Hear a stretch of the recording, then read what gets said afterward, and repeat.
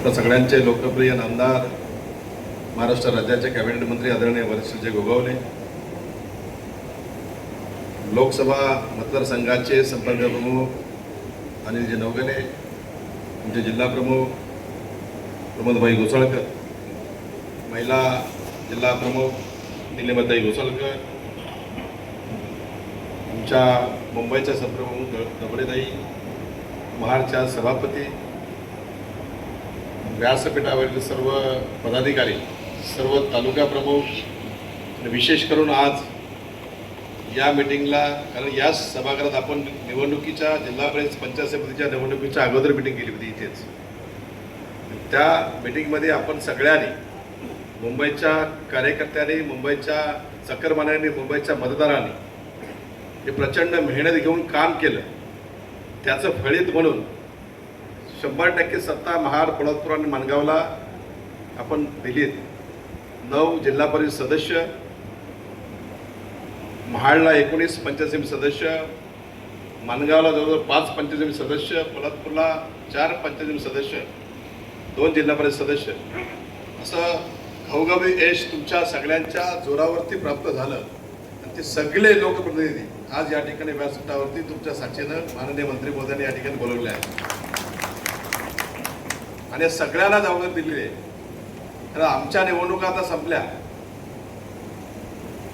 आता 2031ला जिल्हा परिषद पंचायत समिती निवडणूक आहे तिला. आणि मग असे अनेक जिल्हा परिषद सदस्य या ठिकाणी आहेत, पंचायत समिती सदस्य आहेत, सभापती आहेत. तुमच्या सगळ्यांच्या मेहनतीनं जो जवळजवळ काही ठिकाणी, थोडक्यात आमच्या पोलादपूरमध्ये 63% मतदार हा मुंबई पुन्हा बडोद्यामध्ये आहे. अशीच अवस्था महाडमध्ये काही ठिकाणी आहे, अशीच अवस्था माणगाव, निजामपूर या ठिकाणी आहे. तर मग हा 63% जो मतदार बाहेर आहे, या मतदार हा शिवसेनेचा आपला बोनस आहे, हा विजयाचं प्रतीक आहे आणि तो कायमस्वरूपी ठरत आलेला आहे. आणि मग 25 वर्षानंतर मतदार यादीचं पुनरीक्षण होत आहे. 2002ला झालं आणि आता ते पुन्हा होत आहे. मग आपला जो मतदार आहे, ज्या मतदाराच्या जीवावरती आपण कायमच्या चक्रमाने मतदार, कारण मुंबईचा मतदार जो आहे तो सुज्ञ आहे आणि तो इकडे तिकडे गाफीलपणा करत नाही आणि तो सगळ्यात मोठा विजयाचा शिल्पकार बनतो. आणि मग या निरीक्षणामध्ये तो मतदार आपल्याला पुन्हा कायम ठेवायचा आहे गावाला, मतदार यादीमध्ये. यासाठी रायगडमध्ये अनेक मिटिंग आमच्या झाल्या. एका मिटिंगमध्ये आमची चर्चा झाली की आपण हे सगळं करतोय. आमच्या अलिबागला मिटिंग झाल्या, माणगावला 2 मिटिंग झाल्या, महाडला 2 मिटिंग झाल्या, तालुका वाईज प्रत्येक पदाधिकाऱ्यांनी आपल्या मिटिंग घेतल्या. माननीय एकनाथ शिंदे साहेबांनी आपल्याला एक्सपर्ट यामधले सनस म्हणून अधिकारी आपल्याला दिले, जे उप निवडणूक आयोग होते, आयुक्त होते, त्यांच्याकडून आम्ही सगळी माहिती घेतली. स्थानिक कार्यकर्त्यांनी आम्ही कामाला लागलो. आम्ही BLA दिले. ही पोलादपूरचं यादी आहे, 67 बूथ आहे, 67 BLA आम्ही दिले. ते BLA टॉपचे कार्यकर्ते सगळे आहेत. मी स्वतः BLA आहे, तुमचा तालुका प्रमुख BLA, सभापती BLA आहे. तर या धर्तीवर आपण काम करतो. कारण हे काम सामान्य कार्यकर्त्याच्या जीवावरती सोडून उपयोग नाही. यामध्ये एक्सपर्ट, हुशार आणि ताकदीने ज्या पद्धतीनं आपण निवडणुकीला एकत्र येऊन सामोरं जातो आणि घराघरामध्ये मुंबईमध्ये आपण फिरून मतदारांना आपण गोळा करतो, तो मतदार आपण मतपेटीपर्यंत गावापर्यंत सुरक्षित देतो. त्या पद्धतीनं या धर्तीवरती आपल्याला या ठिकाणी काम करायचं आहे. आपल्याजवळ 17 दिवस आहे. अत्यंत गंभीर्याने भाषण या ठिकाणी कोण करणार नाही. कारण आम्ही सगळी मंडळी गावाला, आम्हाला हे सगळं कळल्यानंतर आमच्या एक लक्षात आलं की मुंबईमध्ये 63% म्हणजे 50% पेक्षा जास्त मतदार आपला स्थलांतर आहे, जो बाहेर आहे, आणि त्यांच्यापर्यंत आपण हा विषय नेलाच नाही. आणि म्हणून परवा महाडच्या चर्चेमधून ताबडतोब मंत्री महोदयाने बाळासाहेब भवनला मिटिंग लावली पदाधिकाऱ्यांची आणि आज या ठिकाणी अखंड महाड विधानसभा मतदारसंघाची मिटिंग आयोजित केलेली आहे की तुम्हाला कळावं. अत्यंत आम्ही आता क्रॉस चेकिंग करत होतो, मंत्री महोदय आम्ही क्रॉस चेकिंग करत होतो. मग अशी घोसाळकर साहेब बोलले, कारण मी आता शिक्षण सभापती असल्यामुळे मी पहिल्या दिवशी बोललो की बरेचसे शिक्षक BLO यामध्ये आहेत, त्यांच्याकडून काम करून त्यांचं सहकार्य चांगलं आहे. आम्ही आता क्रॉस चेकिंग केले, 5-6 गावं इथे बसून केले, BLOना फोन लावले. त्यामध्ये जवळजवळ 80-85% चांगलं काम मॅपिंगचं फर्स्ट राऊंडमध्ये जो मॅपिंग करायचं आहे ते BLOने केलेलं आहे. परंतु आपला BLA अजून त्यांच्यापर्यंत पोहोचलेला नाही. पावले साहेब आम्ही आता इथं 10 फोन लावले आम्ही इथं बसून डायरेक्ट मंत्री महोदयांना बोला दिला BLOचं. त्यामुळे आपला BLA अजून त्यांच्याशी पोहोचला नाही. त्याने मॅपिंग चांगल्या प्रकारे केलंय, कारण त्यांना माहिती आहे की मंत्री महोदयांनी कधीच कुठल्या कर्मचाऱ्यांच्या पोटावरती मारलं नाही. आम्हीही मंडळीनं कधी कुणाच्या पोटावरती मारलं नाही. त्यामुळं प्रशासनाला सहकार्य आम्ही सगळी मंडळी आपले सगळे पदाधिकारी करतात. आपला सरपंच करतोय, जवळजवळ 90% सत्ता आपल्या गावामध्ये आता आहे. त्यामुळे सगळेच पदाधिकारी कर्मचाऱ्यांना सहकार्य करतात. त्यामुळे कर्मचाऱ्यांची आपल्याला या मतदार यादी पुनरीक्षण करण्यासाठी मोठं सहकार्य लाभत आहे. त्यांचं मात्र इथे कुठेतरी आपण कमी पडतोय असं आम्हाला वाटतंय. पदाधिकारी आता जर आपण या ठिकाणी आमच्या जाधवांनी मार्गदर्शन केलं आहे, ते BLO आहेत, आमच्या पावले साहेबांनी केले, कारण ते एक्सपर्ट सगळेजण आहेत. मला असं वाटतंय की जबाबदारी सुरुवातीपासून घेतलेली नवगले साहेबांनी संपर्क प्रमुख म्हणून त्यांनी घेतलेली आहे. त्यांनी अखंड कोकणामध्ये धंदावाद करून सगळ्या ठिकाणी तुमच्यापर्यंत पोहोचवण्याचं काम या ठिकाणी केलंय. आता हे काम ग्रासरूटला होणार आहे खऱ्या अर्थानं प्रॉपर. जसा शेतकरी आपल्या शेतामध्ये पाऊस पडल्यानंतर बी टाकतो आणि ते उगवतं, त्याचं फळीत निर्माण होतं धान्याच्या रूपानं, तशा प्रकारचं हे प्रॉपर काम आता आपल्याला मिळून करायचं आहे. या ठिकाणी आम्हाला ज्या अडचणी येत आहेत, कारण आम्ही सकाळी या सडे गावामध्ये मिटिंगला गेलो होतो. आम्ही आमचे कार्यकर्ते होते, तिथं आपत्ती आलेले, ते गाव स्थलांतर करायचे, पुनर्वसन करायचे. तिथे सगळे साखरमाने मुंबईचे आले होते. सकाळी मी 10 वाजता त्यांच्याशी बसलो होतो त्यांच्या अडचणीसाठी. आणि तिथे मी सहज विचारलं, आमची मिटिंग संपल्यानंतर हा विषय आम्ही त्यांना विचारला की याचं काम होत आहे का तुमच्याकडे. तर तिथले जो BLA आम्ही नेमले त्यांनाच विचारलं, तुम्हाला माहिती आहे काय ते, त्यांनाच माहिती नाही काय.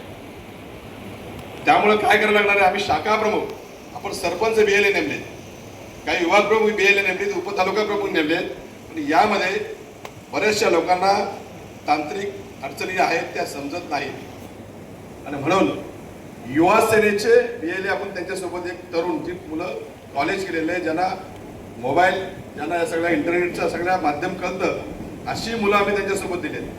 ते काम करतात. तर थोडक्यात का, माझा मुलगा आहे मास मीडिया झालेला आहे, मी त्याला तिथं बसवलं उमरटला, आमच्या पूर्णपणे ढवला कोकण चांदके जे पुढचे सगळे बोरसपर्यंत तिथे बसून तो तिथून सगळ्यांचे मुंबईला कॉन्टॅक्ट करून, तिथले आमच्या कार्यकर्त्यांना कॉन्टॅक्ट करून तिथून फोटो, त्यांचे मोबाईल नंबर हे सगळे मागून घेतोय. जवळजवळ त्यांना 80% काम पूर्णपणे फॉर्म भरून झाले पूर्णपणे 80% काम झालं. मला त्यांनी सकाळी सांगितलं येताना की तुम्ही मुंबईच्या लोकांना नेमकंच हे सांगा की तुम्ही जे गावाला जे आपले BLA आहेत त्यांच्याशी संपर्क करा. आम्ही तुम्हाला ही यादी देणार आहोत. प्रत्येक तालुक्याची जिल्हा प्रमुख साहेब, जसे आम्ही पोलादपूरचे आणले, ही यादी इथल्या पोलादपूरच्या पदाधिकाऱ्यांना आम्ही देणार आहोत. त्यांचे सेंट्रलाइज करून त्यांच्याशी कॉन्टॅक्ट इथल्या आमच्या 67 बूथ जे आहेत पोलादपूरचे, इथल्या कार्यकर्त्यांना, शशिबाई तुमच्या आता सगळ्यांना मी कॉन्टॅक्ट केले, सगळ्या कार्यकर्त्यांनी तुम्हाला फोन नंबर आहे, BLOशी तुम्ही बोलू शकता. अगदी उद्धटपणे झालं तर आम्हाला सांगा, आपल्या BLOशी तुम्ही बोला, क्रॉस चेकिंग करा आणि त्यांच्याकडे संपर्क साधून हे पुरावे जे आहेत ते त्यांना तुम्ही सहज द्या. आज आम्हाला सकाळी अशी माहिती कळाली सड्यामध्ये, तो मुद्दा या ठिकाणी तुम्हाला सांगतोय. ते युवराज साडेकर म्हणून कार्यकर्ते तिथे आहेत, ते उबाटा सेनेचं काम करतात. ते तिथे घाटकोपरला, लोकांना माहिती असेल आमच्या कार्यकर्त्यांना, तिथे उपशाखा म्हणून काहीतरी ते आहेत पदावर. त्यांना मी विचारलं, त्यांनी सांगितलं ऑलरेडी आमचं काम सुरू झालंय. मग काम सुरू झालंय तर सड्यामध्ये गावाला लोक 40% आहेत आणि मुंबईला 60% आहेत. आणि मग ते घाटकोपरला या ठिकाणी गोळीबार रोडला डोंगरामध्ये या पट्ट्यामध्ये सगळी लोक राहतात. मग त्यांचं तुम्ही काय केलं तर म्हणलं आम्ही तिथे त्यांचं मॅपिंग केलेलं आहे. अडचणीचं आहे. एकतर आपल्याकडं लोकसंख्या कमी होती आहे, जर मतसंख्या कमी झाली, येणाऱ्या काळामध्ये हे जे पुनरीक्षण होत आहे यामध्ये मी पॉईंट देणार आहे, त्या तांत्रिक तुम्हाला सांगितलं आहे पुढे काय होणार आहे. आता पश्चिम बंगालला ज्या निवडणुका झाल्या, या निवडणुकीमध्ये जवळ इथे बंगाली लेडीज आहेत, ते त्यांचं पेंटेक्सचं ह्याचं काम करतात, बंगाली कारागीर आहेत, पण त्यांची मतदान बंगालला आहे. त्यांनी तिथं मॅपिंग केलं आणि ती विमानाने गेली, तिथे इलेक्शनला विमानाने गेली, स्पेशल त्यांना ट्रेन पाठवल्या. पण त्याने ते इथे राहत आहेत, त्यांना मी विचारलं तुम्ही किती वर्ष महाराष्ट्रामध्ये राहत आहे, म्हणजे आम्ही 20 वर्ष 25 वर्ष जातो, पण तुमचं मतदान कुठे आहे? बंगालला आहे. हा स्वाभिमान आहे. तुम्ही एवढे तर लांब नाही आहे ना, 3 तासामध्ये मुंबई आहे. त्यामुळे आपलं जर गाव वाचवायचं असेल, माझी विनंती आहे, मी या ठिकाणी उदाहरण देतोय, शिक्षण सभापती आहे म्हणून आम्ही आता केंद्र प्रमुखाच्या नियुक्त्या केल्या. आमचे पलचिलचे रघुनाथ दादांनी मगाशी प्रश्न मांडला. आज शैक्षणिक दृष्ट्या गावाची अवस्था जी आपल्या प्रत्येकाच्या झाले, याच्यामध्ये फार आत्मचिंतन आम्ही करतोय, फार मोठं आत्मचिंतन करतोय. इथे केंद्रामध्ये जवळजवळ 15 शाळा आहेत, एक हायस्कूल आहे.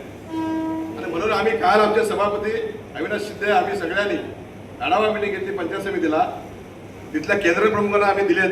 नवीन केंद्र प्रमुख एक होता, तिथं आम्ही आता 12 केंद्र प्रमुख पळतपुरा दिलेत. 12 केंद्र प्रमुख एकच होता, पण एका तालुक्यामध्ये 12 दिलेत. महाडला 22 दिलेत, माणगावला तेवढे दिलेत आपण.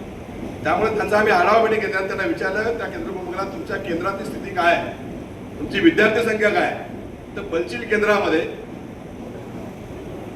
विद्यार्थी आहेत 9. नीट आहे का? विद्यार्थी आहेत 9 अख्ख्या केंद्रात, आणि शिक्षक आहेत 7, आणि केंद्र प्रमुख धरून 8. एका शिक्षकाला कमीत कमी पगार लाखाच्या पुढे आहे. मग त्यांना आम्ही सांगितलं की 8 शिक्षक 9 विद्यार्थी, आणखी एक तुम्हाला देतो तुर्त कामगिरी म्हणून, म्हणजे प्रत्येक विद्यार्थ्याला एक शिक्षक. ही परिस्थिती मी का सांगतोय की हळूहळू त्यांना विचारा, त्यांचं पलचिल हायस्कूल बंद झालंय, ओंबली बंद झालंय, पैठण झालंय. एका मुश्किलने मंत्री महोदयांच्या मेहनतीनं प्रयत्न त्यांनी केले. मी पाठपुरावा केला म्हणून काही हायस्कूल वाचवली एका वर्षासाठी. आपण काही शाळा आम्ही वाचवलीत. आणि त्या उभ्या करताना त्या आंबोडीची शाळा फौजी, त्या फौजी लोकांनी आपल्या पेन्शनमधून आपल्या पगारातून शाळा उभे केली, हायस्कूल उभे केलं.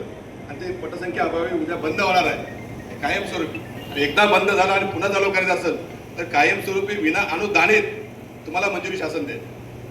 त्यामुळे हे काठावरती कसं सगळे आता ते मुलं कमी झाले, ते ऑटोमॅटिक ते हायस्कूल बंद होतील, शाळा बंद होतील, उद्या गाव बंद होतील. कारण एक पिढी, आज सकाळीच आम्ही एक कार्यक्रम करून आलोय. रायगड प्रेस क्लबचा शेताच्या बांधावरती जाऊन शेतकऱ्यांचा सन्मान हा कार्यक्रम होता, पत्रकारांचा. त्या कार्यक्रमाला मी होतो. त्या ठिकाणी 75 वर्षाचे शेतकरी सगळे होते. एकच तरुण शेतकरी होता. शेतीकडे कोण ओळख नाही. त्या शेतीवरती फार मोठा आज सगळी मंडळीने फोकस केलेला आहे. आपण बघितलं असेल की तुकाराम मुंडे आयुक्त झाले, कोल्हापूर थाळ्यामध्ये पनीर गायब झालं. तर सगळी गोवा लोक पनीर खातात, पनीरच गायब झालं. मग आतापर्यंत आम्ही जे खाल्लं ते काय? पनीर चिली बनवून जे खाल्ले आम्ही, किंवा पनीरची भाजी खाल्ली, ते कुठलं पनीर? म्हणजे हे बोगस. म्हणजे शेतकरी हा देशाचा कणा आहे, तो अन्नदात्यावर टिकला पाहिजे. हळूहळू आपण सगळी स्थलांतर होत आहे. ठीक आहे, आम्हाला कळतंय की रोजगार तेवढा उपलब्ध होत नाही म्हणून तुम्ही ती कारणं देताय. परंतु उद्या गावातली लोकसंख्या, शेवटचे जे तुमचे वाडवडील आहेत, ते मृत्यू झाल्यानंतर तरुण पिढी तिथे दिसत नाही आपल्याला. कारण ती शाळेचा परिणाम दिसतोय. अंगणवाडी बंद झाली, हायस्कूल बंद झालं, प्राथमिक शाळा बंद झाली, उद्या कॉलेज बंद होणार. मात्र मतदार यादीच्या नावाखाली तुम्ही रोजगारासाठी मुंबईमध्ये, पुण्यामध्ये, कुठेही असा, सुरतमध्ये असा, बडोद्यामध्ये असा, मतदार यादीमध्ये तुम्ही जर गावाला नाव ठेवलं तर मतदार यादीच्या नावाखाली तुमचं गाव जिवंत राहणार आहे.